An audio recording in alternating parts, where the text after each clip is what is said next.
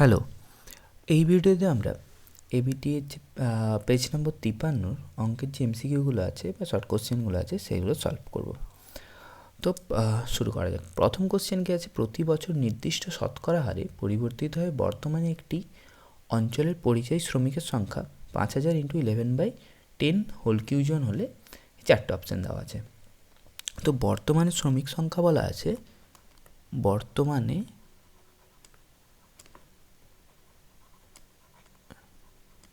শ্রমিকের সংখ্যা দেওয়া আছে কত, 5000 × 11/10 whole to the power cube, এটা দেওয়া আছে। এবার যদি শ্রমিকের সংখ্যা নির্দিষ্ট হারে পরিবর্তিত হয় তবে এটা আমরা লিখতে পারি P সমান P1 to 1 + R/100 whole to the power t. এই টিটা কত না, টিটা হচ্ছে গিয়ে 3, এখানে বলে দেওয়া আছে 3, আর P1টা হচ্ছে গিয়ে এই যে 5000টা।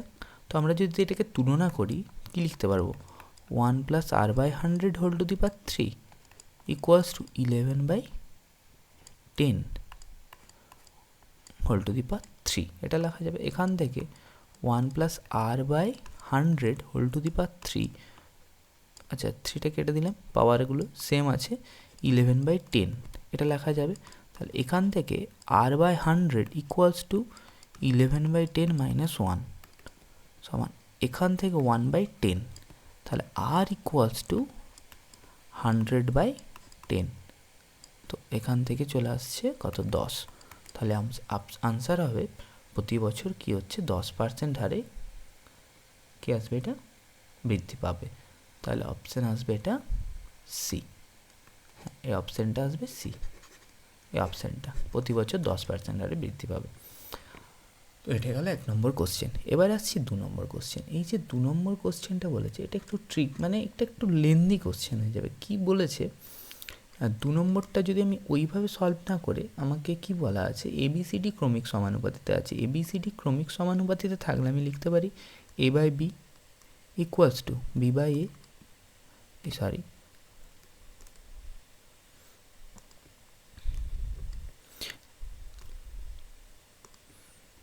A/B ইকুয়ালস টু কি লেখা যাবে, B/C equals to C/D equals two K। এবার এটা যদি করা হয়, এটা ধরে অনেকটা বড় হয়ে যাবে। আমি যদি এখান থেকে একটা এক্সাম্পল নিই, আমি তো বলতেই পারি যে 1/2 ইকুয়ালস টু, এটা 1, বিটা 2, 2/4 ইকুয়ালস টু 4/8। এটার ভ্যালু কত, হাফ, এটার ভ্যালু কত, হাফ, এটার ভ্যালু কত, হাফ। তাহলে এটাও তো ক্রমিক সমানুপাতিতে আছে। তাহলে আমি এখান থেকে বলতেই পারি A equals to 1, B equals to 2, C equals to 4, আর D ইকুয়ালস টু কত, 8, এটা বলাই যায়। তো এখান থেকে আমি যদি ফার্স্ট অপশানটা চেক করি, তাহলে A² - B², A² - B² মানে 1² মানে 1, B² মানে 2² মানে 4, ইন্টু কত আছে C² - D²। Option A check করছি আমি, C², C মানে 4² মানে 16, D² মানে 64, D² মানে কত লিখবো এখানে আমরা, 64, সরি ডিস্টার্ব করছে এটা, হ্যাঁ এখানে D² মানে কত লিখতে পারবো, এটা -64। তো 1 - 4 মানে কি লেখা যাবে, এটা 1 - 4 মানে -3 লেখা যাচ্ছে, আর 16 - 64 এটা কত লেখা যাবে, 16 থেকে যদি 64 আমরা বিয়োগ করি, 64 - 16 করলে হয়ে যাবে 48, তাহলে এটা হয়ে যাবে -48। -48 সাথে যদি 3 মাল্টিপ্লাই করা হয় তাহলে কত হয়ে যাবে, +144, মাইনাসে মাইনাসে +144। তো এটা গেল। এবার এখানে যে RHSটা কি বলা আছে, B² - C², এটা গেল অপশান এ এর LHS। RHS কি আছে, B² - C², B² মানে কত, 2² মানে 4, C² মানে কত, 4² মানে 16 তার হোল স্কোয়ার। তাহলে 4 - 16 মানে হচ্ছে -12 তার হোল স্কোয়ার, 12² মানে 144। তাহলে এই যে অপশান এটা আছে কি আছে, এটা সত্য, অপশান এ হয়ে গেছে সত্য, কিন্তু আমাকে চেয়েছে এটা কোনটা সত্য নয়। তাহলে এবার আমাকে দেখতে হবে অপশান বি। অপশান বিটা আমি যদি চেক করি, অপশান বিতে আসছি, অপশান বি, অপশান বি কী বলেছে, বি মাইনাস সি তার হোল স্কোয়ার, এখানে আমি যা 1/2 এটাকে কি, এটা সরি 1/2 সমান 2/4 ইকুয়ালস টু 4/8। তাহলে একে কি ধরেছিলাম 1, বিকে ধরেছিলাম 2, সিকে ধরেছিলাম 4 আর ডিকে ধরেছিলাম 8। হ্যাঁ, তাহলে এবার অপশান বিটাও যদি চেক করা হয়, অপশান বিতে কি আছে বি মাইনাস সি। তো বি মাইনাস সি যদি থাকে, অপশান বি মাইনাস সি তার whole square, B minus C তার হোল স্কোয়ার মানে 2 মাইনাস 4 তার হোল স্কোয়ার প্লাস LHS, তারপরে কি লিখতে পারবো, সি হচ্ছে 4 মাইনাস এ, 4 মাইনাস এ মানে 4 মাইনাস 1 তার হোল স্কোয়ার প্লাস এটা কি বলা আছে বি মাইনাস ডি মানে হচ্ছে কি 2 মাইনাস 8 তার হোল স্কোয়ার। এটা মানে কত আসবে 2 স্কোয়ার, 2 মাইনাস 4 মানে মাইনাস 2 তার হোল স্কোয়ার, 4 মাইনাস 1 মানে 3 স্কোয়ার প্লাস 2 মাইনাস 8 মানে মাইনাস 6 তার হোল স্কোয়ার হয়ে যাচ্ছে। তাহলে এটা আসবে 4, 3 স্কোয়ার মানে 9, এটা আসছে 6 6 36, সেটা 49 আসছে। যদি RHS চেক করা হয়, এটার RHS কত আছে এ মাইনাস ডি মানে হচ্ছে 1 মাইনাস 8 তার হোল স্কোয়ার মানে মাইনাস 7 তার হোল স্কোয়ার মানে এটা 49, তাহলে এটাও সত্য হয়ে গেল। এবার আসছে অপশান সি এ, অপশান সিটা যদি চেক করা হয়, এখানে দিয়েছে এ প্লাস বি মানে, আচ্ছা এটা লিখছি না, করে মানগুলো পুট করে দিচ্ছে। এ প্লাস বি মানে হচ্ছে 2 প্লাস 1 মানে 3, সি প্লাস ডি মানে কত আসছে 8 4 12, আর ডি প্লাস এ মানে আছে 8 প্লাস 1, ডি মানে আছে 8 প্লাস 1 9, যে ডি প্লাস এ আছে এখানটায়, ডি মানে হচ্ছে 8 প্লাস 1 হচ্ছে 9, তাহলে এখান থেকে কী লেখা যাচ্ছে 36 × 9, এটা হচ্ছে গিয়ে LHS। এবার যদি RHS দেখা হয়, RHS অপশানটা কী আছে এবি মানে হচ্ছে গিয়ে 2 × 1 2 প্লাস বিসি মানে কত আছে 4 × 2 মানে হচ্ছে গিয়ে 8। আচ্ছা, আর কি আছে সিডি মানে হচ্ছে গিয়ে 4 স্টেপ 32, তাহলে এখান থেকে কি দেখা যাচ্ছে, এটা হচ্ছে 42 আর এটা হচ্ছে 36 × 9, 36 × 9 অনেক বড় 42 থেকে, 36 × 9 মানে আসবে কত, 36 × 9 মানে আসবে 324, আর 324 আর 42 কি সমান, তাহলে 324 আর 42 সমান নয়, তাই জন্য অপশান সিটা হচ্ছে সত্য নয়। অপশান ডিটা এইভাবে চেক করে দেখা যদি যায়, এটা সত্য আসবে অপশান ডি অবশ্যই। তাহলে এখানে আনসারটা কী চেয়েছে, কোনটা সত্য নয়, তাহলে অপশান সি হচ্ছে গিয়ে সত্য নয়। ঠিক আছে, তারপর পরের কোশ্চেনে যাওয়া যাক। তারপরের কোশ্চেন কী আছে, তিনি বলছে নিচের কোন ক্ষেত্রে ত্রিভুজটি সর্বসম নয়। আমরা সর্বসমর ক্ষেত্রে কি জানি, যে সর্বসম হবে আকার যদি সেম হয়, আকার যদি সেম হয়, কোনো বস্তুর আকার, দুটি বস্তুর আকার যদি সেম হয়, তবে সেটি কি আসবে সর্বসম হয়, তবে সেটি সর্বসম হবে। এখানে কোন অপশানটাই দিয়েছে, এখানে কি চেয়েছে না নিচের কোন ত্রিভুজটি সদিশ কিন্তু সর্বসম নয়। যে অপশান বি কী বলেছে, ত্রিভুজ দুটির আকার এবং আকৃতি এক কিন্তু ত্রিভুজটির আকৃতি এক কিন্তু আকার আলাদা। তাহলে আকার আলাদা মানে আমাদের আকার যদি সেম হয় তবেই কি হয় সর্বসম, আকার যদি সেম হয় তবে হবে গিয়ে সর্বসম। তাহলে আকার আলাদা বলে দিচ্ছে, তার মানে এটা সর্বসম নয়। তাহলে নিচের কোন ক্ষেত্রে ত্রিভুজ দুটি সর্বসম হয় না, তাহলে অপশান বি আসবে। তাহলে আকার তো আলাদা বলেছে, আকার এক হলে সর্বসম হয়, আকার আলাদা হলে সর্বসম হচ্ছে না। ঠিক আছে, এবার ওই কোশ্চেন নাম্বার 4 আসছি, তাহলে এটার আনসার হয়ে গেলো কি অত অপশান বি হচ্ছে আনসার। এবার সেই 4 কি বলেছে, 4 কোশ্চেনটা ভালো কোশ্চেন, বলছে আর একক বহির্ব্যাসার্ধ এবং আর একক অন্তর্ব্যাসার্ধ বিশিষ্ট একটি ফাঁপা অর্ধগোলাকৃতির বাটির সমগ্র তলের ক্ষেত্রফল চেয়েছে। তাহলে ফাঁপা যদি আমরা ছবিটা আঁকি এরকম অর্ধগোলাকৃতির বাটি, এটা একটা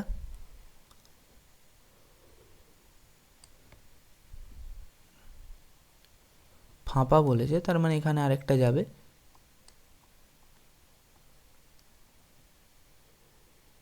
এরকম আসবে ছবিটা।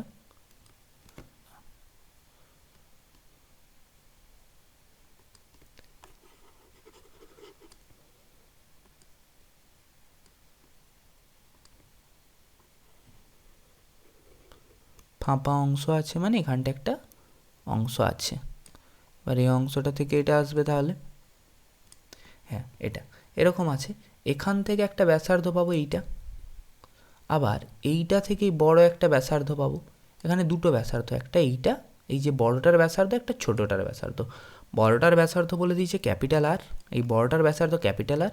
এই যে এখান দিয়ে এই ছোটোটার ব্যাসার্ধ কত আসবে? স্মল আর। এটা একটু বড় করে আঁকতে হবে, নাহলে বোঝাতে পারছি না। ঠিক আছে, ছবিটা একটু এঁকে নিই।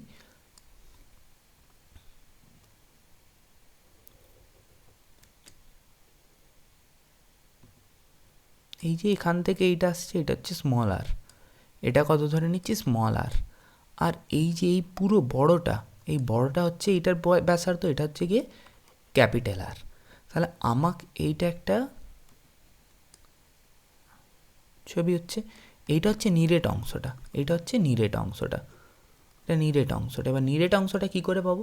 কি জানি আমরা না, যদি আমার ক্ষেত্রফলটা দেখি, যদি আমরা এই বড় ব্যাসার্ধটা ধরে যদি বাইরেরটার যদি ক্ষেত্রফল দেখি কত হয়? পাই ক্যাপিটাল আর স্কোয়ার। আর যদি ভিতরেরটার দেখি আমরা কত হয়? পাই স্মল আর স্কোয়ার। আর এবার আমার এই ফাঁকা অংশটার ক্ষেত্রফলটা আমাকে কী করতে হবে? বের করতে হবে। এবার আমার যদি এটা বৃত্ত, উপরটা বৃত্ত হয়ে যাচ্ছে, তাই তো? সরি, এটা হচ্ছে 2π আর স্কোয়ার, আর এটাও 2π আর স্কোয়ার। আর উপরটা বৃত্ত, বৃত্ত হলে এই যে আমার যদি পুরো এই বড় বৃত্তটা ধরি, এই বড় বৃত্তটার ক্ষেত্রফল কত হয়ে যাবে? বড় বৃত্তটার ক্ষেত্রে কত হবে ক্ষেত্রফলটাই পুরোটা? এই ব্যাসার্ধটা ধরে ক্ষেত্রফল হয়ে যাবে কত? Pi capital R square. এটা কোনটার জন্য? বড়টার জন্য। আর এই ছোটো ব্যাসার্ধটার জন্য আমরা কত পাবো? পাই স্মল আর স্কোয়ার। তাহলে আমরা যদি এখানে লিখি বাইরের বক্রতলের ক্ষেত্রফল কত হবে? বাইরের বক্রতলের ক্ষেত্রফল কত আসছে? ভাই বাইরের বক্রতলটা কত ধরেছি? ব্যাসার্ধটা ক্যাপিটাল আর ছিল, তাই জন্য 2π ক্যাপিটাল আর স্কোয়ার। ভিতরের বক্রতলের ক্ষেত্রফল কত আসবে? 2π স্মল আর স্কোয়ার। এবারে আমরা যদি উপরের যে বৃত্ত অংশটা আছে তার ক্ষেত্রফল ধরি, তাহলে এবার তার যে ক্ষেত্রফল সেটা নিরেট অংশ হচ্ছে এইখানটা। তাহলে এবার এইখান থেকে যদি আমরা পুরো বড় ব্যাসার্ধটা ধরি, সেখানে তো ছোটোটা লুকিয়ে আছে, পাই আর স্কোয়ার। এই তো এখানেই তো ছোটোটা, এই যে গোটা আটটা, এখানে যদি আমরা এই আটটা ধরি, এই আটটার মধ্যে এইটুকুটা কত? ছোট আর। এই পুরো লাল অংশটা এখান থেকে এতটা হচ্ছে বড় আর, আর এখান থেকে এতটুকুটাই কি? ছোট আর। এটুকুটা ছোট আর। তাহলে বড় আটটার মধ্যেই তো ছোট আর আছে, আমরা জানি। তাহলে এখান থেকে কি লিখতে পারবো? যদি আমরা মানে এই নিরেট অংশটার ক্ষেত্রফল বের করি, এই যে এরকম এই ফাঁকা অংশটার কি লিখতে পারবো? সেই ফাঁকা অংশটার ক্ষেত্রফল pi capital R square minus pi small R square. এটা হচ্ছে উপরের বৃত্তাকার অংশের ক্ষেত্রফল, উপরের যে বৃত্তাকার অংশটা আছে তার ক্ষেত্রফল, উপরের বৃত্তাকার অংশের ক্ষেত্রফল। এবার আমাকে কি বলেছে? কোশ্চেন চেয়েছে একটি ফাঁপা অর্ধগোলাকৃতি সমগ্রতলের ক্ষেত্রফল। এগুলো কি অ্যাড হয়ে যাবে, তাহলে অ্যাড করে দিলে কত হবে? 2π capital R square plus 2π small R square plus pi R square minus pi R square. এখান থেকে কত আসবে? 2π আর স্কোয়ার মানে 3π আর স্কোয়ার মাইনাস, সরি এটা হচ্ছে প্লাস, এখান থেকে এটা বিয়ে করলে শুধু পাই আর স্কোয়ার। তাহলে আনসার কত আসবে? 3π আর square plus pi R square বর্গ একক। তাহলে এখানের আনসার কোনটা আসবে? অপশান খুব সম্ভবত বি, 3π আর স্কোয়ার। হ্যাঁ, পাই আর স্কোয়ার, তাহলে অপশান বি আসবে আনসার। ঠিক আছে, তারপরের কোশ্চেনে যাক। তারপরের কোশ্চেন কি বলেছে? 5 নম্বর, যে ত্রিকোণমিতির কোণ পরিমাপের ক্ষেত্রে, এটা আগেরটা কত নম্বর ছিল? এটা ছিল 4 নম্বর। হ্যাঁ, এরপরটা আসছে 5 নম্বর। তোমরা একটু কোশ্চেনের সাথে মিলিয়ে নিবে যে ত্রিকোণমিতিক কোণ পরিমাপের ক্ষেত্রে কোনো কোণের একটি রশ্মি যদি ঘড়ির কাঁটার দিকে আবর্তন করে, প্রথম অবস্থানে আবার ফিরে আসে, মানে ঘড়ির কাঁটার দিকে, মানে ঘড়ির কাঁটা এইভাবে চলছে, এইভাবে এসে ফিরে আসছে। আমরা কোণ যে সবসময় মেজারমেন্ট করি, সবসময় কোনো একটা কোণ মেজারমেন্ট করি অ্যান্টি ক্লকওয়াইজ মানে ঘড়ির কাঁটার দিকে। তাহলে ঘড়ির কাঁটার দিকে হলেই সবসময় কী আসবে? কমে যাবে। তাহলে পুরোটা প্রদক্ষিণ করছে মানে কি? পুরোটা প্রদক্ষিণ করছে মানে 360 ডিগ্রি ঘুরছে, কিন্তু এটা বাড়বে না কমবে? যেহেতু এখানে সবসময় আমরা কোণকে মাপি কীরকম? Anti clockwise. যেহেতু এখানে কি ক্লকওয়াইজ হচ্ছে, এখানে যে প্রদক্ষিণটা কীরকম আসছে? ক্লকওয়াইজ আসছে। তাহলে ক্লক ওয়াইজ হলে এটা থিটা হলে যদি কোনো একটা কোণ ক্লক ওয়াইজ আসে সেটা মাইনাস থিটা বোঝায়, ঠিক আছে। তাহলে এখানে হচ্ছে 360 ডিগ্রি কী হয়ে যাবে, কমে যাবে। তাহলে এটার অপশান কী আসবে, সি আসবে। এবার কোশ্চেন নম্বর 6 বলছে শ্রেণীতে প্রথম 15 জনের গড় বয়স x1 ড্যাশ বা x1 বার বছর এবং পরবর্তী 20 জনের গড় বয়স হচ্ছে x2 বার বছর। তাহলে এই 35 জনের গড় বয়স কত হবে সেটা হিসাব করতে বলেছে। তাহলে 15 জনের মোট বয়স কত হবে, 15 জনের গড় বয়স যদি x1 বার হয় তাহলে 15 জনের মোট কত আসবে, বয়স কীরকম আসবে, 15 ইন্টু x1 বার। 20 জনের মোট বয়স কত আসবে, 20 ইন্টু x2 বার। তাহলে এখান থেকে আমরা বলতে পারি 35 জনের মোট বয়স কত আসবে, 35 জনের যে কোশ্চেন ছিল যে 35 জনের গড় বয়স, আমরা যদি আগে বের করে নিই 35 জনের মোট বয়স কত আসবে, 15 x1 বার প্লাস 20 x2 বার। এবার 35 জনের কী পেয়ে যাবো আমরা, গড় বয়স। এটা মোট বয়স, গড় বয়স এটা কার মোট বয়স, এটা 35 জনের মোট বয়স। তাহলে এটা 35 জনের যখন গড় বয়স করব, এটা 20 x2 বার 35, এটাই হচ্ছে আনসার। তাহলে এখানে 35 মানে এটাকে কী লেখা যাবে, 15 প্লাস 20 মানেই তো 35, তার মানে এটার আনসার হবে অপশান ডি, ঠিক আছে। ঠিক আছে, নেক্সট কোশ্চেন। তাহলে এটা আমাদের এমসিকিউগুলো কমপ্লিট হয়ে গেল। এবার আসছে এখানে 2 নম্বরের এক। 2 নম্বরের এক কী বলছে, সাব্বা ও দীপকের অংশীদারি কারবারের দীপকের মূলধনের আনুপাতিক ভাগা 2/7। তাহলে সাব্বা ও দীপকের, তাহলে সাব্বা ও দীপকের মূলধনের আনুপাতিক ভাগার 2/7 হলে দীপকের মূলধন সাব্বার মূলধনের কত গুণ। তাহলে এখান থেকে আমরা বলতে পারি দীপকের ভাগ কত, এখানে তো 2/7 বলে, সাব্বা ও দীপকের আনুপাতিক ভাগার বলে দিয়েছে 2/7। প্রথমে কি আছে, সাব্বা, তারপরে আছে দীপক, তাদের যে আনুপাতিক ভাগার সেটা বলা আছে 2/7। তাহলে আমরা বলতে পারি সাব্বার 2 অংশ,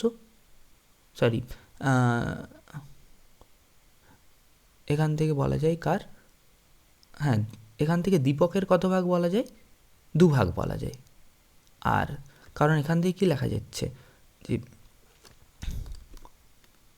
হ্যাঁ কোশ্চেনে কী বলেছে, দীপকের মূলধনের আনুপাতিক ভাগার 2/7, কোশ্চেনটা ভুল পড়ছিলাম, দীপকের মূলধনের আনুপাতিক ভাগার 2/7। তাহলে দীপকের হচ্ছে 2/7, তাহলে দীপকের যদি 2/7 বলে দেয়, তাহলে দীপকের যে আমরা ভাগটা কত পাবো, 2 অংশ পাবো। তো তাহলে এখান থেকে আমরা কি লিখতে পারবো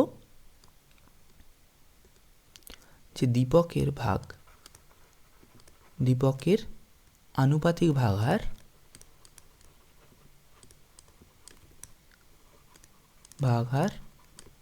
2/7। তাহলে এখান থেকে দীপকের ভাগ কত আসবে, দীপকের ভাগ আসবে 2 অ্যাকচুয়ালি, আর সাব্বার ভাগ কত, সাব্বার ভাগ আসবে 5। এবার সাব্বার ভাগার কত,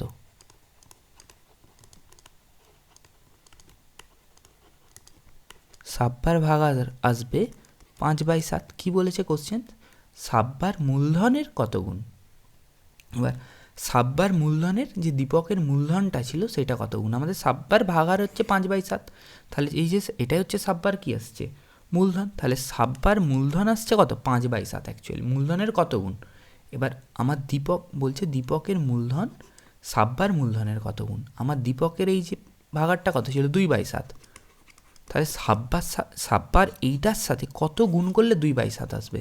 সাব্বার এইটার সাথে আমরা যদি এখানটা থেকে কি 5 কাটা, এখানে তো কোথাও 5 নেই, তাহলে 5 কাটাতে চাইলাম, 5 কেটে গেল, আর এখানে 2 দিয়ে দিলাম, তাহলে 5 কেটে গেল, কী পড়েছে 2/7।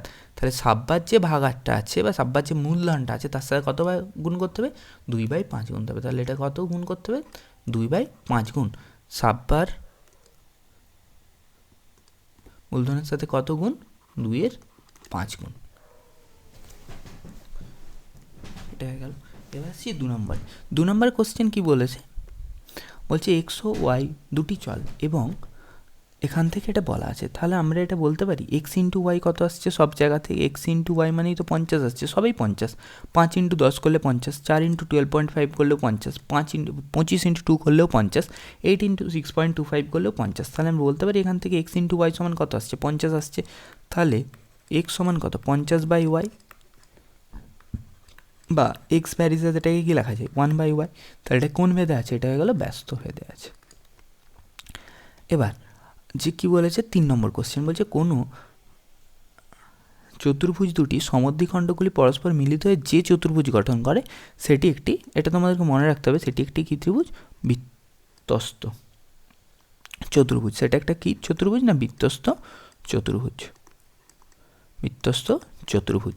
বলছি একটি, তারপরে কোশ্চেন 4 বলছি একটি আয়তক্ষেত্রের টুকরো দৈর্ঘ্যকে অক্ষ করে, তাহলে একটি আয়তক্ষেত্রের টুকরো মানে একটি আয়তক্ষেত্রের টুকরো মানে এটা অক্ষ করে বলেছে, তাই জন্য আমরা ভার্টিক্যালি বা মানে লম্বালম্বি দাঁড় করিয়েছি অক্ষের চারপাশে। টুকরোটি একবার পূর্ণ আবর্তনের ফলে যে ঘনবস্তু তৈরি হয়, এইটির একটা পূর্ণ আবর্তনের ফলে যে ঘনবস্তু তৈরি হয় সেটা কীরকম আসবে, একটা চোঙের মতো শেপ আসবে। তাই এটার আনসার কী আসবে, চোঙ বা লম্ববৃত্তাকার চোঙ। তারপর পাঁচেরটা কি বলেছে না, একটি সমকোণী ত্রিভুজের, পাঁচেরটা বলা আছে একটি সমকোণী ত্রিভুজের, হ্যাঁ পাঁচেরটা বলা আছে যে কি একটি সমকোণী ত্রিভুজের কোনো একটি সূক্ষ্মকোণের কোসাইন দ্বারা প্রকাশিত ত্রিকোণমিতিক অনুপাতটি একটি ড্যাশ অনুপাত।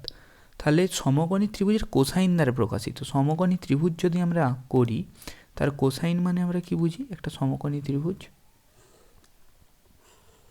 তাহলে এটা 90 ডিগ্রি, তার অপোজিটটা হয় অতিভুজ, তাহলে এটা অতিভুজ। এটা একটা অ্যাঙ্গেল নিয়ে নিলাম, তাহলে এটা তো অতি, আর এটা কি জানি আমরা লম্ব, আর এটা কি জানি আমরা ভূমি। তাহলে কস থিটা মানে আমরা কি জানি, ভূমি বাই অতি।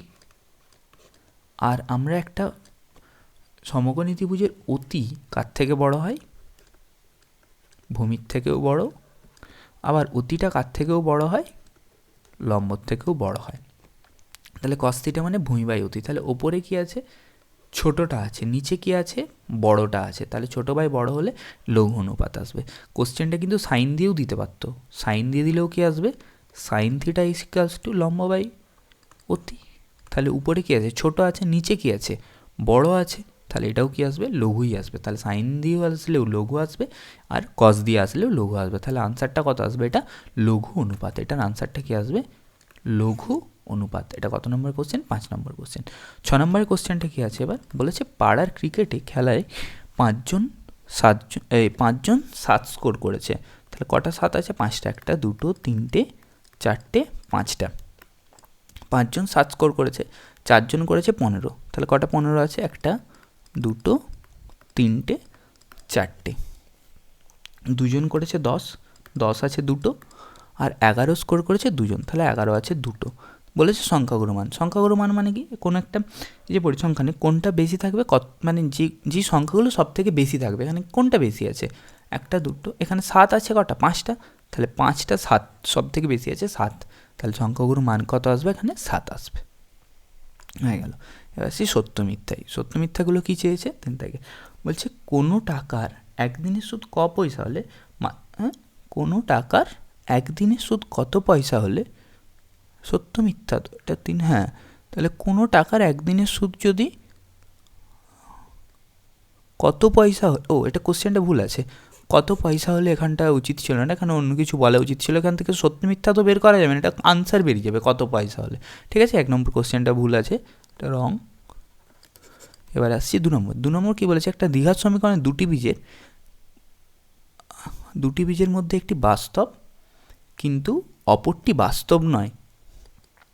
এটা কি সম্ভব, এটা সম্ভব নয়, কারণ আমরা জানি ax² + bx + c = 0, এই বীজের b² - 4ac মানে নিরূপক যদি 0 হয়, বীজ দুটি কী হয়,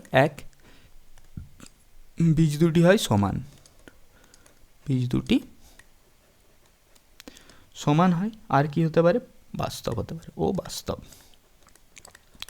2 কী হবে, যদি b² - 4ac > 0, তাহলে কি হয়, বীজ দুটি অসমান হবে অসমান হবে, কিন্তু কি আসবে? বাস্তব আসবে। ও এখানেও বাস্তব আসবে।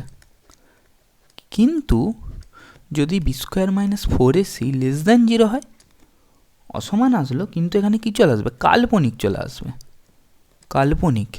তাহলে কোথাও এরকম আসছে যে বাস্তবও কিন্তু অপরটা বাস্তব না, এরকম হয় সব বাস্তব আসবে, নাহলে দুটোই কি আসবে? কাল্পনিক আসবে।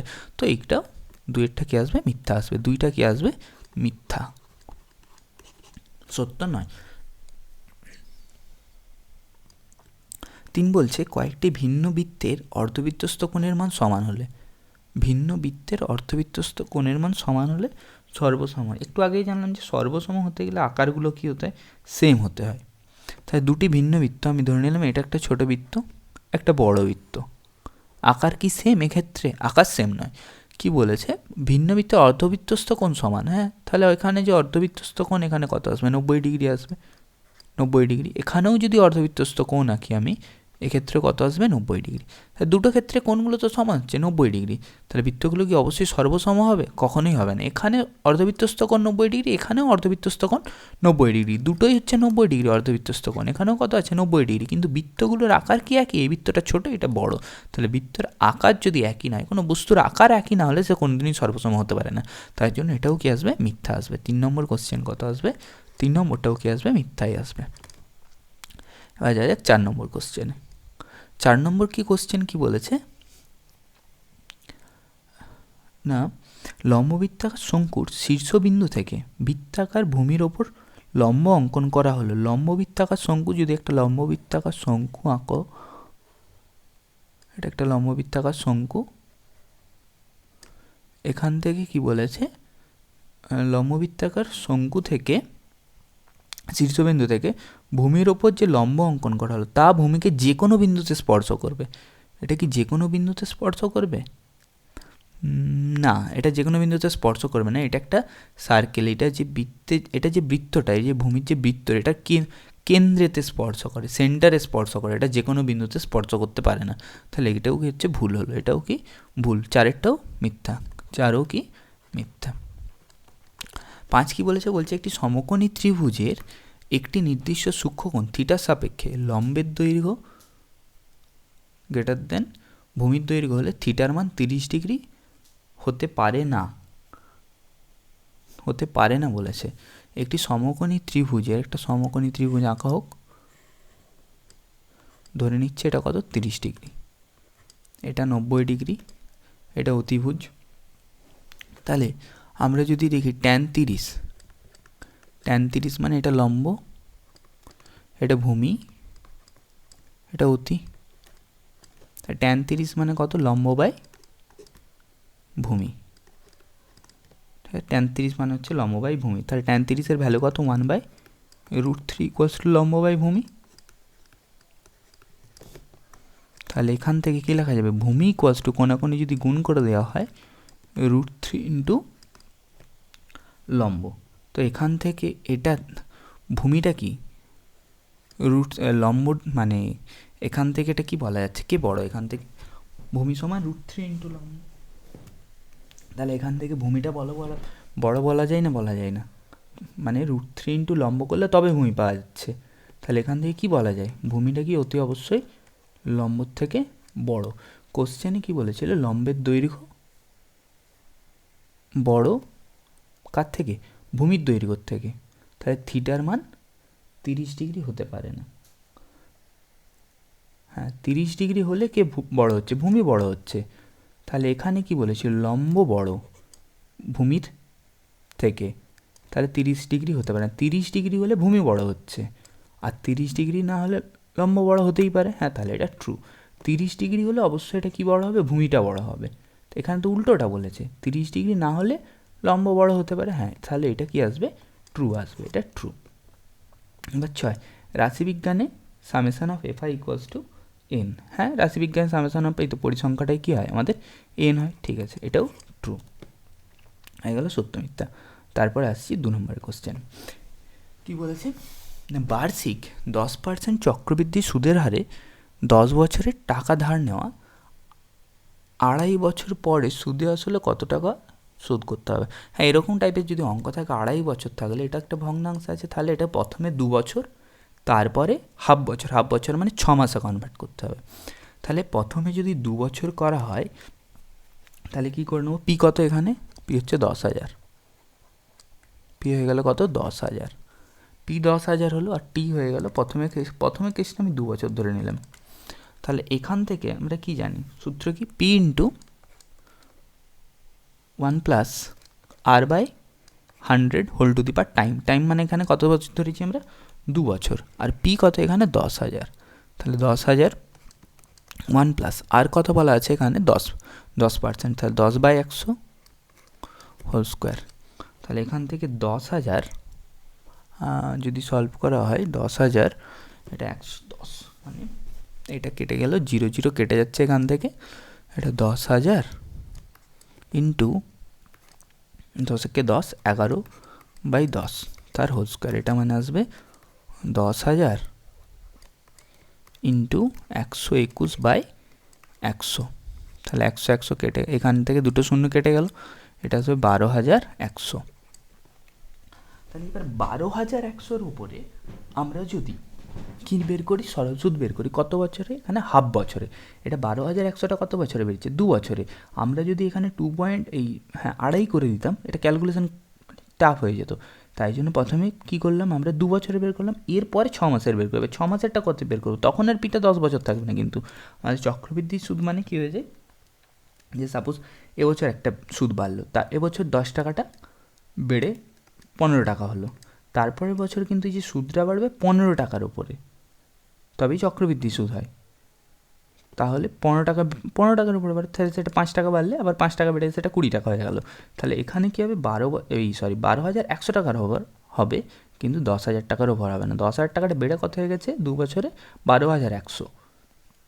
তাহলে 12,100-র উপরে কী ধরবো আমরা, সরল সুদটা ধরবো। তো কত আসবে, 12,100-র উপরে 12,100 ইন্টু কত বছর, 6 মাস, মানে টিটা হচ্ছে পি, আর হচ্ছে কত 10, আর টিটা হচ্ছে হাফ বছর, ডিভাইডেড বাই কত আসবে 100।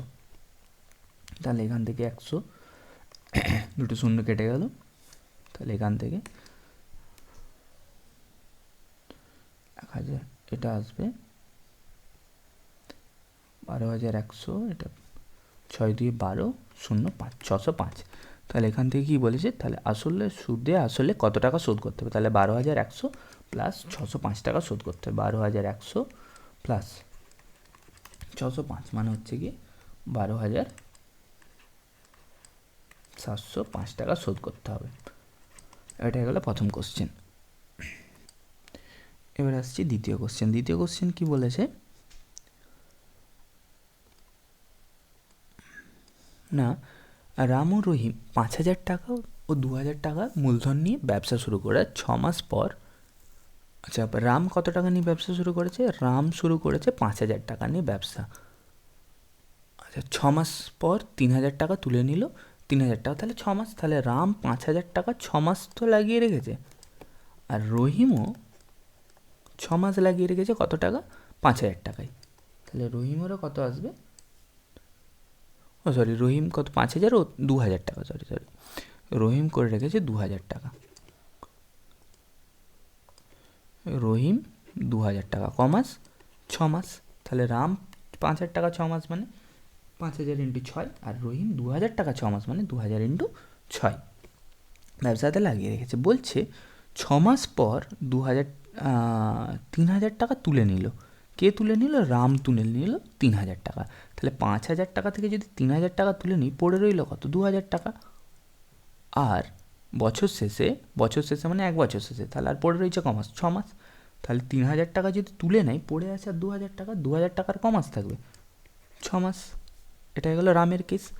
আবার কি বলেছে, রহিম লগ্নি করেছে 3,000 টাকা, দিয়েছিল 2,000 টাকা, আবার এখানে অ্যাড করেছে 3,000 টাকা, তাহলে 2,000টা বেড়ে কত হয়ে যাবে, 3,000 টাকা অ্যাড করলে 5,000 টাকা হয়ে যাবে, তাহলে সেটাও চলে যায় 6 মাস। তাহলে রামের ক্ষেত্রে 5 ছক 30, 6 দিয়ে 12, 30 12 হচ্ছে 42, 30 আর 12 42,000 টাকা। আর রহিমের ক্ষেত্রে 6 দিয়ে 12, 5 ছক 30, এক্ষেত্রেও 42,000, হ্যাঁ দুটোই সমান হয়ে গেছে। তাহলে রাম ইস্টু যদি রহিম বের করা হয়, তাদের যে লভ্যাংশের অনুপাতটা কত হয়েছে, রাম ইস টু রহিম, সেটা কত হয়ে যাচ্ছে, সরি মূলধনের অনুপাতটা কত হয়ে যাচ্ছে, 1:1। এবার আমাকে কী বলেছে যে বছর শেষে রামের লভ্যাংশ 800 টাকা হলে মোট লাভ কত, ধরি মোট লাভ x টাকা, ধরি মোট লাভ x টাকা। কার মোট লাভ, না রামের, সরি বছর শেষে রামের লভ্যাংশ 800 টাকা হলে, সরি মোট লাভ হচ্ছে x টাকা। তাহলে বছর শেষে রামের লভ্যাংশ, এখানে তো সব দুজনেরই সমান, তাহলে যদি আনুপাতিক ভাগ বা লভ্যাংশটা করা হয় কী হবে, এটা 1/1 + 1, মানে রামের লভ্যাংশ 800 টাকা হলে আমরা কি জানি, মোট লাভ ইন্টু x = 800, এটা লেখা যাবে। তাহলে এখান থেকে x = কত হয়ে যাবে, 1600। তাহলে মোট লাভ তো x ধরে নিয়েছিলাম, তাহলে x হচ্ছে কত, 1600। কারণ এখানে কি বলা আছে, রাম ইস টু রহিম দুটোই 1:1 হয়ে গেছে।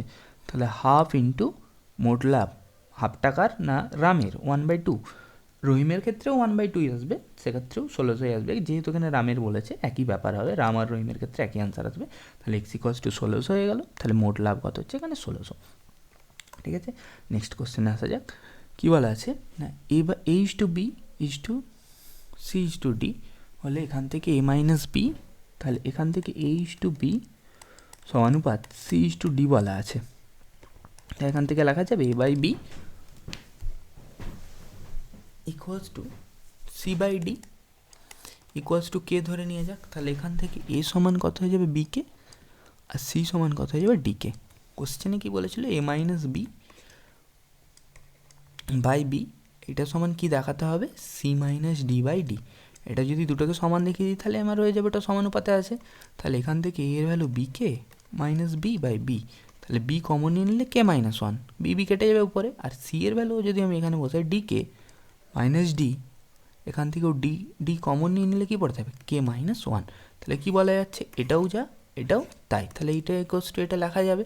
তাহলে এখান থেকে কি লেখা যাবে, a - b is to b সমানুপাত c - d। আবার এটা আরেকটা প্রসেসও করা যায়, আর এখান থেকে আমি যদি ডাইরেক্ট a/b সমান তো c/d এটা বলা আছে, তাহলে এখান থেকে মাইনাস কমন নিয়ে নিচ্ছি, -1 বিয়োগ করে দিচ্ছি, a/b -1 সমান c/d -1।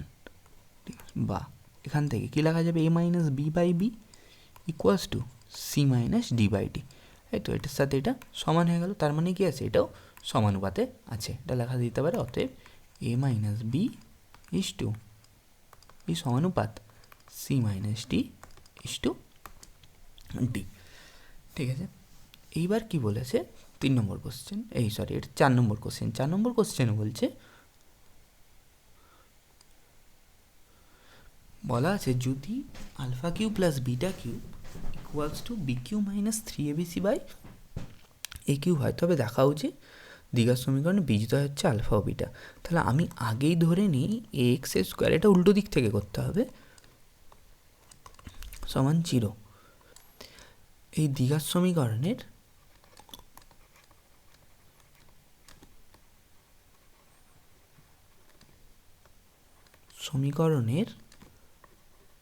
বীজ দুটি হলো আলফা ও বিটা।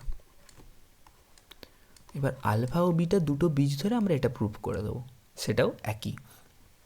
তাহলে alpha plus beta equals to আমরা কি জানি, -b/a। এখানে মাইনাস অফ -b মানে কত হয়ে যাবে, +b/a, কারণ এখানে -b হয়, এখানে b এর ভ্যালুটাই -b। আবার আলফা ইন্টু বিটা কত আসছে, c/a। আমাকে প্রুফ করতে কী হবে, α³ + β³ এটা LHS। এবার α³ এর ভ্যালু কত, আচ্ছা এটাকে a³ + b³ যদি সূত্রের ভ্যালু দিই কী লেখা যাবে, আলফা প্লাস বিটা তার হোল কিউব মাইনাস কী লেখা যেতে পারে, এখান থেকে -3ab whole into a + b। এখান থেকে α + β³ এর ভ্যালু কত, b/a তার whole cube minus 3 into c/a, alpha plus beta কত আসবে আবার b/a। তো এখান থেকে যদি এটা b³/a³ minus 3 into cb divided by a², লসাগু করলে কত আসবে, a³, এটা আসবে b³ মাইনাস এখান থেকে একটা a দিকে গুণ হয়ে যাবে 3acb। তো এটাই প্রমাণ করতে দিয়েছি, এটাই হচ্ছে RH, প্রমাণ হয়ে গেল। তাহলে আমরা উল্টো দিক থেকেই ধরে নিলাম যে বীজ হচ্ছে আলফা ও বিটা, তাহলে α³ + β³ সমান এটা, একই ব্যাপার।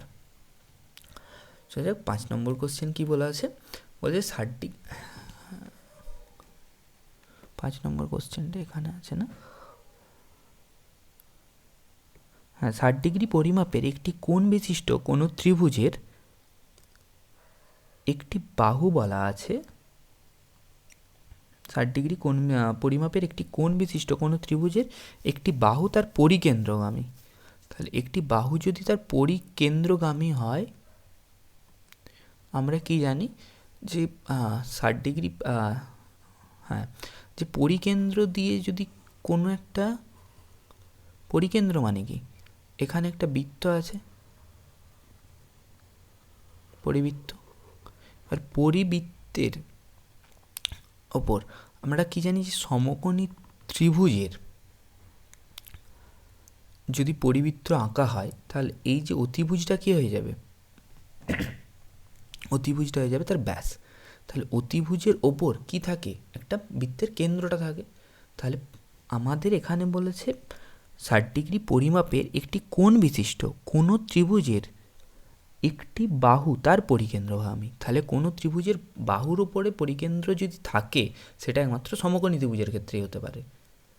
ঠিক আছে, একটা ত্রিভুজের বাহুর ওপর কেন্দ্র, সেটা হচ্ছে অতিভুজ, বাহুটা হবে অতিভুজ। আর অতিভুজ থাকতে পারে কার, সমকোণী ত্রিভুজের। তাহলে এখানে যে ছবিটা হবে সেটা কী ত্রিভুজ, সমকোণী ত্রিভুজ বলা আছে। তাহলে সমকোণী ত্রিভুজের এটা 90 ডিগ্রি। আচ্ছা, এটা হয়ে যাবে, ধরে নিচ্ছি এটা 60 ডিগ্রি বলা আছে, 60 ডিগ্রি বলেছে, হ্যাঁ। এবং ত্রিভুজটির অবশিষ্ট দুটি কোণের শীর্ষবিন্দুগামী পরিব্যাসার্ধ পরিকেন্দ্রে যে কোণ উৎপন্ন করে, পরিব্যাসার্ধ পরিকেন্দ্রে যে কোণ উৎপন্ন করে। তাহলে এই যে ত্রিভুজটির অবশিষ্ট দুটি কোণের শীর্ষবিন্দুগামী পরিব্যাসার্ধ, ত্রিভুজটির অবশিষ্ট দুটি কোণ মানে এই কোণটা আর এটা, এই যে এটা হচ্ছে 90 ডিগ্রি। আচ্ছা, পরিব্যাসার্ধ পরিকেন্দ্রে যে কোণ উৎপন্ন করে মানে এইটা চেয়েছে আমাদেরকে, এইটাও তার ব্যাসার্ধ, এইটাও তার ব্যাসার্ধ, কোনটা চেয়েছে, এই কোণটা। ঠিক আছে, ত্রিভুজটির অবশিষ্ট দুটি কোণের, এই যে এইটা 60 ডিগ্রি, তাহলে অবশিষ্ট পড়ে রয়েছে এই কোণটা আর এই কোণটা, শীর্ষবিন্দুগামী পরিব্যাসার্ধ। তাহলে এটা আর এটা যে পরিকেন্দ্রে যে কোণ উৎপন্ন করে তার মান কত বের করতে বলেছে আমাকে। তাহলে এখানে এটা কত ডিগ্রি বলতে যে 60 ডিগ্রি। তাহলে এটা 90 আর 60, এইটা কত ডিগ্রি আসবে আমাদের, এটা অতি অবশ্যই চলে আসবে কত ডিগ্রি, এখান থেকে আমাদের 150 ডিগ্রি। তাহলে এটা চলে আসছে আমাদের, সরি 90 আর 60 150, এটা চলে আসছে 150 মাইনাস 180 মাইনাস 150, মানে এটা আমাদের 30 ডিগ্রি চলে আসছে। এবার 30 ডিগ্রি এখান থেকে আমরা কি বলতে পারি, যে যদি ছবিটা আবার এখানে আঁকা হয় ভালো করে, তো এটা একটা সমকোণী ত্রিভুজ, সমকোণী ত্রিভুজের ক্ষেত্রে এটা 90 ডিগ্রি, এই কোণটা আমাকে বের করতে বলেছে, অ্যাকচুয়ালি এই কোণটা আমাকে বের করতে বলেছে। এটা কত ডিগ্রি, 60 ডিগ্রি, আর আমরা জানি এটা 90 ডিগ্রি, 90 প্লাস 60 150, এটা হয়ে যাবে 30। এবার আমাদের কি বলে দিচ্ছে, এইটাও ব্যাসার্ধ, এইটাও ব্যাসার্ধ, আমরা এটা জানি। তাহলে ব্যাসার্ধ দুটো যদি সমান হয়ে যায়, তাহলে এই দুটো বাহু সমান হলে সমদ্বিবাহু ত্রিভুজ, সমদ্বিবাহু ত্রিভুজ হলে এই গোটাটা 90 ডিগ্রি, তাহলে এইটা 30, সমদ্বিবাহু ত্রিভুজের যে বিপরীত কোণগুলো আছে এটাও সমান, তাহলে এইটা 30 হলে, যেহেতু এই দুটো বাহু সমান, তাহলে এইটাও 30 ডিগ্রি, এটাও কত ডিগ্রি, 30 ডিগ্রি। তাহলে এটা 30, এইটা 30, 30 30, এটা কত হয়ে যাচ্ছে 60, 30 30 60, তাহলে এটা আমাদের কত ডিগ্রি হয়ে যাবে, আমরা কি জানি যে সমকোণী ত্রিভুজের পরিকেন্দ্র, হ্যাঁ 60, 30 30 60, তাহলে এটা কত ডিগ্রি হয়ে যাবে আমাদের 120 ডিগ্রি। তাহলে 180 মাইনাস 30 প্লাস 30, তাহলে এটা কত হয়ে যাবে 120 ডিগ্রি। এই যে এই কোণটা চলে আসবে, এটা কত চলে আসবে 120 ডিগ্রি। এবার তোমরা তোমাদের মতো করে লিখে নেবে। তারপরে তাহলে এটা যদি বোঝা না যায়, এখানে বলেছে এটাও ব্যাসার্ধ, এটাও ব্যাসার্ধ, ব্যাসার্ধ দুটো সমান হচ্ছে মানে তাদের এই যে বিপরীত কোণগুলো কী হয়ে যাচ্ছে, সমান হয়ে যায়। তাহলে এটা 30 30 কত হচ্ছে, যোগ করলে 60। এবার তিনটে কোণের সমষ্টি কত হয়, ত্রিভুজের 180 ডিগ্রি, এটা 60 হলে এটা অতি অবশ্যই কত হবে, 120 ডিগ্রি। তো 6 দাগেরটা আসা যাক। 6 কি বলেছে, এ ও বি এর মাধ্যমে একটি সমকোণী ত্রিভুজের 3টি বাহুর দৈর্ঘ্যকে প্রকাশ করতে বলেছে। তাহলে সমকোণী ত্রিভুজের ক্ষেত্রে আমরা কি জানি, অতি স্কোয়ার ইকুয়ালস টু লম্ব স্কোয়ার প্লাস ভূমি স্কোয়ার। তো আমরা এখান থেকে এটা লিখতে পারি যে 4AB সূত্র তো আমরা জানি, 4AB সূত্র থেকে কি লেখা যেতে পারে আমাদের, a প্লাস বি তার হোল স্কোয়ার সমান এ মাইনাস বি তার হোল স্কোয়ার প্লাস 4ab, এটা লেখা যায়। তাহলে এখান থেকে এ আর বি, যেহেতু এখানটায় স্কোয়ার ফরম্যাটটা নেই, এখানে তো রুট করে করা যায়, আচ্ছা রুটটা বাদ দিচ্ছি, যেহেতু এখানটায় স্কোয়ার ফরম্যাটটা নেই, তাহলে আমরা এখানটায় এ স্কোয়ার, এর জায়গায় লিখছি এ স্কোয়ার প্লাস বি স্কোয়ার তার হোল স্কোয়ার। তাহলে এ হচ্ছে এ স্কোয়ার, বি হচ্ছে বি স্কোয়ার। এখানটায় লম্বটাকে এইভাবে লিখতে পারি, এ স্কোয়ার মাইনাস বি স্কোয়ার তার হোল স্কোয়ার, 4ab সূত্রে ফেলছি, এ মাইনাস বি তার হোল স্কোয়ার প্লাস 4ab, 4 এ হচ্ছে এ স্কোয়ার, বি হচ্ছে বি স্কোয়ার। তাহলে এটাকে এরকমভাবে লেখা যায়, তো এ স্কোয়ার মাইনাস বি স্কোয়ার তার হোল স্কোয়ার প্লাস 2ab তার হোল স্কোয়ার। তাহলে এখান থেকে এই যে অতি, ওইটা হচ্ছে অতি, এই যে এ স্কোয়ার মাইনাস বি স্কোয়ারটা এটা হচ্ছে লম্ব, আর 2abটা কত হয়ে যাচ্ছে ভূমি, বা এইটা ভূমি, এটাও লম্ব, এটা ভূমি, যা খুশি বলা যেতে পারে। তাহলে হয়ে গেল এবির আকারে প্রকাশ করে, যেখানে একাটার বি। তারপর আসছি 7 নম্বর কোশ্চেন। 7 নম্বর কোশ্চেন কি বলেছে না, দুটি বৃত্ত পি ও কিউ বিন্দুতে ছেদ করেছে। তাহলে দুটি বৃত্ত আঁকা যাক। কোথায় কোথায় ছেদ করছে? পি ও কিউ বিন্দুতে ছেদ করেছে। এটা পি হলো, এটা কিউ হলো। পি ও কিউ বিন্দুতে যদি ছেদ করে, এখানে একটা লাইন টেনে দিলাম, ছেদ করেছে। বলছে পি ও কিউ বিন্দুগামী একটি সরলরেখা বৃত্তকে যথাক্রমে এ বিন্দুতে ছেদ করছে। এই সরলরেখাটা ধরে নিচ্ছি এটা এ, আবার এবং আরেকটাকে যে বি বিন্দুতে ছেদ করছে। কিউ দিয়ে যেটা যাচ্ছে সেটা কোথায় ছেদ করছে? এটা হচ্ছে গিয়ে বি বিন্দুতে ছেদ করেছে। আরেকটা এটা জড়িয়ে দিলাম, এটাও জড়িয়ে দিলাম। এবার কি বলছে, এ বিন্দুতে এটা হচ্ছে সি হবে, এই যে বলেছে এ ও বি বিন্দুতে, এবং দ্বিতীয় বৃত্তটা কি যথাক্রমে সি ও ডি বিন্দুতে। তাহলে এবার এটা সি, এটা ডি হয়ে গেল। তাহলে এখান থেকে আমাকে কি চেয়েছে, যে বলেছে পিএবি, কোন পিএবিটা 80 ডিগ্রি, এটা বলে দিয়েছে 80 ডিগ্রি। তাহলে কি বলেছে এখান থেকে পিসিডি বের করতে, তাহলে এটা বের করতে বলেছে। এটা কত হবে, এই কোনটা কত হবে, এটা আমাকে বের করতে হবে। তাহলে আমরা কি বলতে পারি, যে এটা তো একটা বৃত্তস্থ চতুর্ভুজ, এই যে এটা বৃত্তস্থ চতুর্ভুজ। তাহলে বৃত্তস্থ চতুর্ভুজের বিপরীত মানে কোণগুলোর যোগফল কত হয়, 180 ডিগ্রি হয়। তাহলে এটা 80 মানে এইটা অতি অবশ্যই 100 ডিগ্রি, বুঝে গেছে। আবার কোনো লাইন এইভাবে থাকলে এটা 180 ডিগ্রি করে। তাহলে এখানে কি বলেছে, এই যে এখানের ছবিতে এইটা 100, তাহলে এইটা তো গোটাটা 180 ডিগ্রি হয়। তাহলে এইটা 100 হলে এই দিকটা কত হবে, এই গোটাটাকে 180 ডিগ্রি হতে গেলে এটা হতে হবে শুধু 80 ডিগ্রি হয়ে গেল। আবার এক্ষেত্রেও কি এটা বৃত্তস্থ চতুর্ভুজ, তাহলে বৃত্তস্থ চতুর্ভুজের এইটা 80 হলে তার বিপরীত কোণটা কত হবে, যেহেতু দুটোর সমষ্টি 180 হতে হয়, তাহলে এটা হয়ে যাবে 100। তাহলে কোণ পি সি ডি এটা হয়ে যাবে কত, 100 ডিগ্রি। এবার এটাকে কিসে কনভার্ট করতে বলেছে, বৃত্তীয় কোণে। বৃত্তীয় মান মানে কত, 180, কত হয়ে যাবে পাই বাই 180, 100 পাই বাই 180। এটাকে যদি কাটাকুটি করে দেওয়া যায়, এটা হচ্ছে 10 by 18, 10 pi by 18, 10 pi by 18 মানে 2 দিয়ে কাটলে 5 পাই বাই 9। তো এটার আনসার আসবে কত, 5 পাই বাই 9।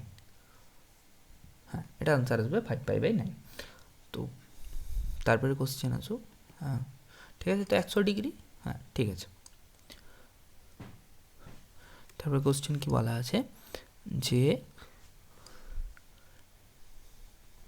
কোনো লম্ববৃত্তাকার শঙ্কুর উচ্চতা ও ব্যাসার্ধের অনুপাত 2:1। তাহলে H/R কত বলা আছে, 2:1।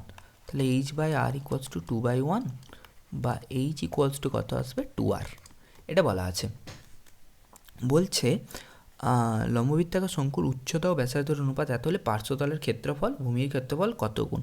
তাহলে পার্শ্বতলের ক্ষেত্রফলের সূত্র কি জানি আমরা, পার্শ্বতলের ক্ষেত্রফল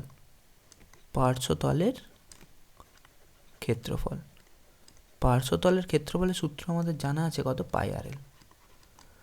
আর এখান থেকে আমরা কি জানি, আরেকটা ভূমির ক্ষেত্রফল কত হয় আমাদের, লম্ববৃত্তাকার কি বলা আছে এখানে, লম্ববৃত্তাকার শঙ্কু। তাহলে নিচটা কি হয়ে যাবে, ভূমির ক্ষেত্র বলা যায় বৃত্ত, তো নিচটায় বৃত্ত হয় লম্ববৃত্তাকার শঙ্কু, তাহলে πr²। আচ্ছা, এটা কত গুণ বলেছে, তাই তো। এখান থেকে যদি আমরা এলটাকে এইভাবে লিখি, √(l²) √(r) R square plus H square, এটাতে লেখা যায় pi R into root over of R square. এইচের ভ্যালু কত বেরিয়েছে আমাদের 2r, তাহলে এখানটা 2r তার হোল স্কোয়ার, 2r তার হোল স্কোয়ার মানে এটা কত হয়ে যাবে পাই আর স্কোয়ার 2r তার হোল স্কোয়ার মানে 4r স্কোয়ার, মানে root over of 5r square, root over of এটা 5r স্কোয়ার, হ্যাঁ pi R into root over of 5r square, 5r square. এই রুটের মধ্যে যে আর স্কোয়ারটা আছে সেটা বাইরে বেরিয়ে গেলে কত হয়ে যাবে আর হয়ে যাবে, তাহলে এখান থেকে কী লেখা যাবে পাই আর স্কোয়ার ইন্টু রুট 5। এবার পাই আর স্কোয়ারটাই কার ক্ষেত্রফল ছিল ভূমির ক্ষেত্রফল, তাহলে এটা রুট 5 ইন্টু ভূমির ক্ষেত্রফল। তাহলে কত গুণ এখানে কী বলা ছিল কত গুণ বলা আছে ভূমির ক্ষেত্রফলের কত গুণ রুট 5 গুণ, আনসার কত আসবে এটা রুট 5 গুণ। ঠিক আছে, তো এবার আসছি 9-এর কোশ্চেন। 9 কী বলেছে একই উচ্চতা বিশিষ্ট আয়ত ঘনকাকার ও একটি ঘনাকার বক্সের মধ্যে সবচেয়ে বেশি কয়টি ঘনাকার বক্স আয়ত ঘনাকার বক্সে রাখা যাবে। একই উচ্চতা বিশিষ্ট একটি আয়ত ঘনাকার ও একটি ঘনাকার বক্সের মধ্যে, আচ্ছা একই উচ্চতা বিশিষ্ট ঘনকাকার ক্ষেত্রে কী হবে, যে এখানে উচ্চতা বাহু সব সমান হবে, আমি ধরে নিচ্ছি আয়ত ঘনকের উচ্চতা হচ্ছে গিয়ে আয়ত ঘনকটি ধরি আয়ত ঘনকটির উচ্চতা আসছে এইচ। এবার আয়ত ঘনকের উচ্চতা যদি এইচ হয়, দৈর্ঘ্য ধরে নিলাম কিছু একটা, কত আসবে 7 গুণ বলেছিল উচ্চতা, 7 গুণ দৈর্ঘ্য 7h, প্রস্থ কত বলেছে 3 গুণ, তাহলে কত আসবে 3h, এটা বলা আছে। এবার আয়ত ঘনকটার আয়তন কত আসবে, আয়তন মানে 3টির গুণ উচ্চতা ইন্টু দৈর্ঘ্য, দৈর্ঘ্য প্রস্থ ইন্টু উচ্চতা, তাহলে h into 7h into 3h কত আসছে 21 ইন্টু এইচের কিউ। এবার ঘন বলেছিল একই উচ্চতা বিশিষ্ট, দুটোরই উচ্চতা সেম। এবার ঘনকের উচ্চতা কি, উচ্চতাও যা বাহু তাই, ঘনকের বাহুটাই উচ্চতা, একটাই তো ঘনক তো সব, মানে যে বর্গাকার নিয়ে যে কিউব গঠন হয়, তাহলে ঘনকের ক্ষেত্রে সবই সমান, তাহলে এখানে উচ্চতাটাই ঘনকের কি বাহু, তাহলে ঘনকের আয়তন কত আসবে, ঘনকের আয়তন বাহু কত এইচই হবে, যে একই উচ্চতা বিশিষ্ট উচ্চতাটাই এখানে বাহু, ঘনকের ক্ষেত্রে কত হয়ে যাবে এইচ কিউ। তাহলে এবার বলেছিল কোশ্চেন কি বলেছে সবচেয়ে বেশি কয়টি ঘনকাকার বক্স আয়তকার ঘনকাকার বক্সে রাখা যাবে, তাহলে আনসার কত হবে 21 HQ ডিভাইডেড বাই HQ কেটে গেলে আনসার আসবে 21টি। কি আসছে এখানে আনসার কত আসবে 21টি। তারপরে কোশ্চেন, পরের কোশ্চেন কি বলা আছে না, বলা আছে যে A equals to B sine theta plus cos theta, আর একটা দেওয়া আছে C equals to D sine theta minus cos theta. তো এটা দেওয়া আছে, তো এখান থেকে আমি লিখতে পারি A by B equals to sine theta minus cos theta, আর এখান থেকে লেখা যায় C by D equals to sine theta plus এটা sine theta minus cos theta. Sir এটা কী বলেছিল এ সি ও থিটা বর্জিত সম্পর্ক, মানে থিটাটাকে বর্জন করতে বলেছে, থিটাটাকে বর্জন করতে বলেছে মানে কিছুই না, এদেরকে স্কোয়ার করে যোগ করে দিতে হবে, কিচ্ছু করার দরকার নেই, এখানে জাস্ট স্কোয়ার করে যোগ করে দিলেই থিটাটা সরে যাবে। এখান থেকে যদি আমি স্কোয়ার করে যোগ করি তাহলে আসবে square by B square plus C square by D square, কত আসবে sine theta plus cos theta তার whole square plus sine theta minus cos theta তার হোল স্কোয়ার। এবার আমরা কি জানি এ প্লাস বি তার whole square plus A minus B তার হোল স্কোয়ার, সূত্র কি 2 into A square plus B square, তাহলে sine square theta plus cos square থিটার ভ্যালু কত 2, তাহলে এই যে আমাদের থিটা বর্জিত ভ্যালুটা কত আসছে A square by B square plus C square by D square সমান 2, A square by B square plus C square by D square সমান 2, এটাই হচ্ছে কি থিটা বর্জিত মান। পরের কোশ্চেনে যায়, পরের কোশ্চেন কি আছে, এটা কত কোশ্চেন ছিল 9 না 10, এটা ছিল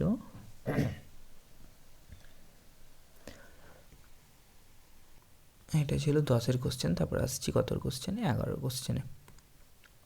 11 কোশ্চেনটা কি আছে না, কি হলো, হ্যাঁ 11 কোশ্চেন কি বলেছে, যে কোনো দুটি সূক্ষ্মকোণের সাহায্যে প্রমাণ করতে বলেছে কোনো স্তম্ভের ছায়ার দৈর্ঘ্য ও ও সূর্য উন্নতি কোণের মধ্যে বিপরীত সম্পর্কে। আচ্ছা আচ্ছা, দুটো সূক্ষ্মকোণ ধরছি, একটা সমকোণী ত্রিভুজ ধরলাম, একটা কোণ আর একটা কোণ ধরছি, এটা ধরছি 60 ডিগ্রি, তাহলে এটা অতি অবশ্যই কত হয়ে যাবে, 30 ডিগ্রি হয়ে যাবে। এটা কি হচ্ছে, কোণটা কী হলো, এদিকে গেলে কমে গেল। এবার এটা ধরে নিচ্ছে একটা ছায়ার দৈর্ঘ্য, এটা একটা স্তম্ভ, এটা একটা ছায়ার দৈর্ঘ্য, এই ছায়ার দৈর্ঘ্যটাকে কিছু একটা ধরে নিলাম, এটা ওয়াই ধরে নিলাম, আর এই যে এটাকে নাম দিয়ে দিচ্ছি এ বি সি ডি, তাহলে বিসিটাকে ধরে নিলাম কত ওয়াই, আর বিডিটাকে ধরে নিলাম কত এক্স, তাহলে এই যে বিডিটা কত হয়ে যাচ্ছে এক্স। এবার এখান থেকে ফ্রম ট্রায়াঙ্গেল এবিসি, এবিসি থেকে আমরা কী পাচ্ছি, tan 60, এটা 90 তো, tan 60 মানে কত, লম্ব বাই, আচ্ছা এটা ধরে নিলাম, এটা আমাদের দেওয়া আছে, এবির মানটা দেওয়া আছে, এবির মানটা এইচ ধরে নিলাম, দেওয়া আছে tan 60 মানে কত, এইচ বাই ওয়াই, তাহলে এখান থেকে এইচের ভ্যালু কত আসবে, tan 60 √3 ইন্টু ওয়াই, এখান থেকে এইচের ভ্যালু চলে আসলো √3 ইন্টু ওয়াই, বা এখান থেকে আমাদের ছায়ার দৈর্ঘ্যটা চেয়েছে ওয়াই সমান কত হয়ে যাবে, এইচ বাই √3, এইচটা আমাদের জানা মান, ওয়াইয়ের ভ্যালু চলে আসলো এইচ বাই √3। আবার ট্রায়াঙ্গেল এবিডি এর ক্ষেত্রে, এবিডি এর ক্ষেত্রে tan 30 আসছে, tan 30 মানে কত আসবে, এইচ বাই,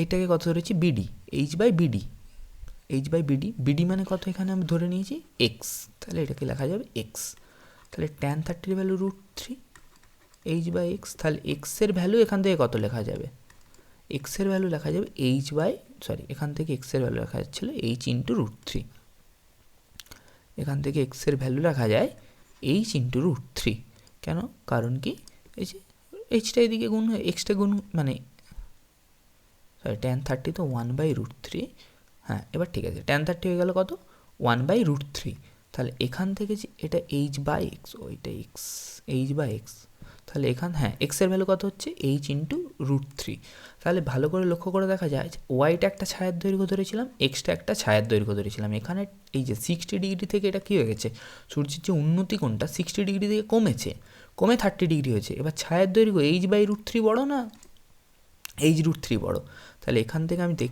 দেখেই বোঝা যাচ্ছে যে এক্সটা বড়, কার থেকে বড়, ওয়াইটার থেকে, কখন না যখন এক্সটা কখন ওয়াইয়ের থেকে বড় হচ্ছে, যখন আমার কোনটা 30 ডিগ্রি হয়েছে তখন এক্স, আর যখন 60 ডিগ্রি ছিল তখন হচ্ছে ছায়ার দৈর্ঘ্যটা ওয়াই, এগুলো কিন্তু ছায়ার দৈর্ঘ্য, ওয়াই আর এক্সকে কী ধরেছে, ছায়ার দৈর্ঘ্য, এই যে এবিটা একটা স্তম্ভ, তার ছায়ার দৈর্ঘ্য এটা আর এই বড়টা, তাহলে যখন আমাদের সূর্যের উন্নতিকোণ বাড়ছে তখন আমাদের ছায়ার দৈর্ঘ্য কী হয়ে যাচ্ছে, সূর্যের উন্নতিকোণ যখন কমছে, সরি 60 ডিগ্রি থেকে যখন 30 ডিগ্রি হলো তখন আমাদের ওয়াইটা এক্স হলো, ওয়াইটা থেকে এক্স হচ্ছে, তার মানে কি হচ্ছে এক্সটা বেড়ে যাচ্ছে, তাহলে সূর্যের উন্নতিকোণ যখন কমছে তখন আমাদের ছায়ার দৈর্ঘ্য অটোমেটিকলি বাড়ছে, তাহলে এটা কী সম্পর্কে আছে, বিপরীত সম্পর্কে আছে, তো দেখানো গেল। তারপর আসছি শেষ কোশ্চেনে, শেষ কোশ্চেন কি আসছে,